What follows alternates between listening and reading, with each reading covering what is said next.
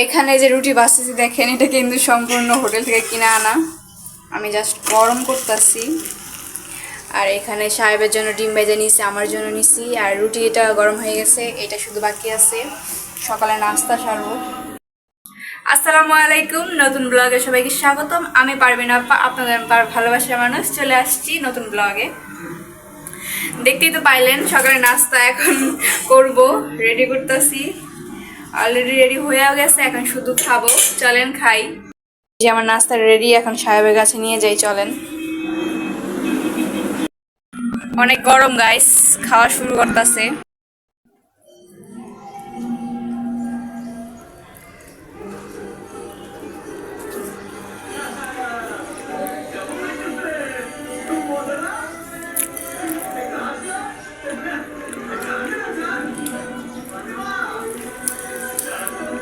Guys সকালবেলা নাস্তা করতেছি, এখন বাজে হচ্ছে আপনার 11টা। ঘুম থেকে একটু লেট হয়ে গেছে। নাস্তা শেষ করলাম। এইখানে দেখেন সাহেব আজকা পুরা বাজার তুলে লইছে। আজকেও দেখেন আমার পুরা সপ্তাহে বা 2 সপ্তাহ পর পরে বাজার শেষ হয়ে যায়। দেখতেই পাচ্ছেন আমি এখনো কাটাকুটা করতাছি। এখানে পাতাকপি ভাজি করমু, এখানে কাটা শেষ। সাহেবে আজকে মাছ কাইটা আনছে আমার জন্য। আমি কই মাছ কাটতে পারি না, তাও তাজা থাকে। যাক ভালো হয়েছে, রান্না করব। কাটা শেষ। এখানে আমি দুই বেলার জন্য রান্না করব, এই জন্য অনেক বেশি করে কেটে নিয়েছি। এখন মাছটা কাটবো। আর এই যে পাতাকপি কাটা শেষ, ভাজি এখন শুধু ভাপ দিব। মাছগুলো ফ্রাই করে নিচ্ছি। কি ধোয়া বাইরেছে।